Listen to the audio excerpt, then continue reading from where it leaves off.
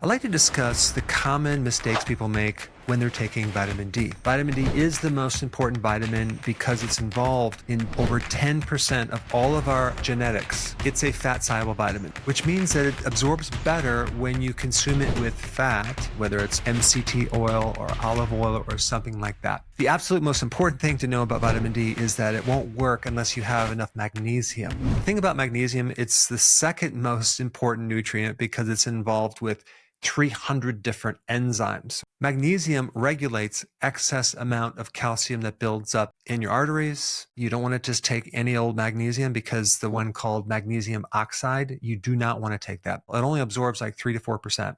And you're going to get diarrhea usually if you take more than that. A better one would be magnesium glycinate. You take that in the evening, it'll help you sleep. You get like an 80% absorption. If you take magnesium citrate, okay, that's fine too. The other side note I want to mention about magnesium is that the more vitamin D that you take, the more magnesium is going to be required. Some people that take vitamin D, they react, they get a symptom from it, whether it's nausea, heart palpitations, muscle cramps, sometimes it's a headache. Realize that's probably just a magnesium deficiency because the more vitamin D you take without magnesium, the more magnesium your body's going to have to pull from the reserves. And if you're already deficient, you're going to be really deficient now, thereby giving you more symptoms, which might happen more in the early morning when you wake up because that's when you have the lowest amount of magnesium in the body. Other mistake that people make with vitamin D is they don't take it with vitamin K2. Vitamin K2 is another cofactor, very, very important because think about it. Vitamin D helps you absorb calcium in the blood,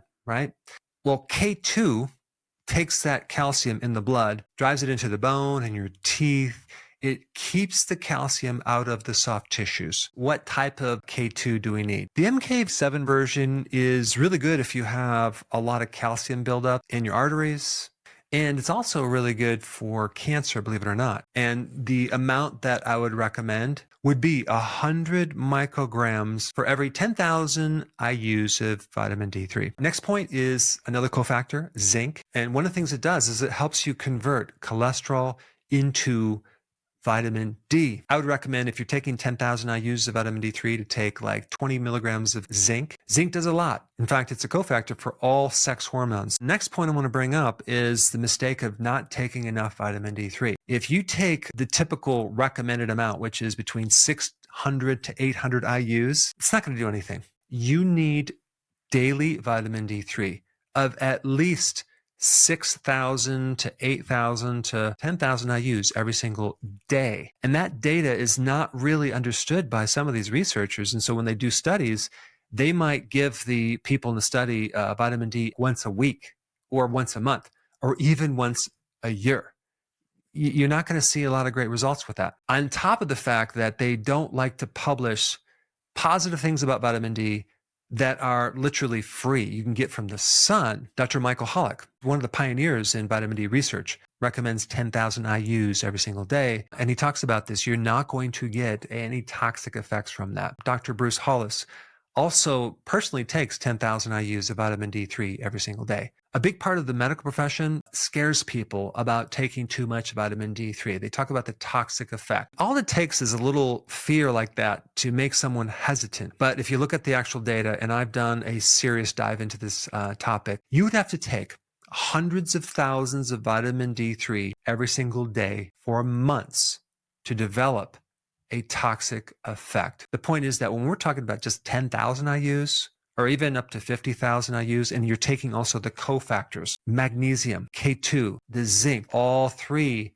protect against the toxicity because it helps control calcium. And just as a side note on that, if you're taking high doses of vitamin D3 and you're drinking the water and you're taking the cofactors, one more thing you could do, you could actually just avoid taking calcium supplements and also foods that are high in calcium like dairy.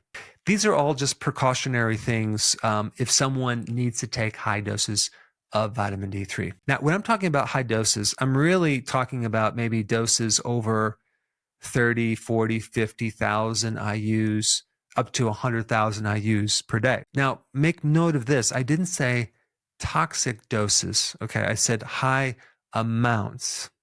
There's a big difference. And of course, I'm just giving you data to research. I'm not telling you to do it. Check with your doctor before implementing any of the things I am mentioning. Another mistake that people make with vitamin D is taking vitamin D2. Vitamin D2 does not even come close to working like vitamin D3. You're going to need a lot more of D2 to achieve the effects of D3. The other important thing to do is to actually get a vitamin D test. And when you get a test, make sure you take your last vitamin D like 3 days before the test. So that way we can get more of an accurate blood level of vitamin D3. The vitamin D in the blood is not the active form. So in other words, you could have this so-called normal vitamin D level and be extremely deficient in the active form of vitamin D deep into the cells. Other points about vitamin D, if you're on statins, if you're on steroids, both of those things are going to inhibit your ability to make vitamin D and allow vitamin D to work in your body. Just think about statins, right? That's going to lower cholesterol. Well, where does vitamin D come from? It comes from cholesterol. If you're going to get your vitamin D from the sun, realize that you're going to get it if you expose yourself between 10 a.m. and 2 p.m.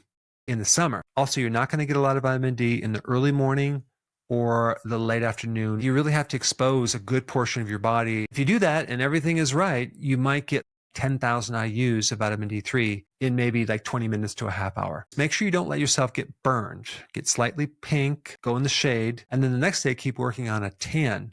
A tan is really just an increase in melanin that allows this pigment to then protect you against the UV. Another thing not to take with vitamin D3 is iron. They compete. If you're going to take iron, take it at a different time. The other thing is sun blockers or sunscreen. What happens is that most of the sun blockers will block a type of ultraviolet radiation called UVB, which is the type that you need to make vitamin D. But those sunscreens don't block the UVA, which is the stuff that ages your skin. So here you are protecting your skin by rubbing on this sunscreen when it's not filtering out the entire spectrum of ultraviolet light. It's only blocking your ability to produce vitamin D3, unfortunately. I hope you learned some of the mistakes and some of the things that you can do to correct those mistakes with vitamin D3. And if you have not seen my video I did when I interviewed Dr. Bruce Hollis, you should check that out. It was fascinating, and I'll put that up right here.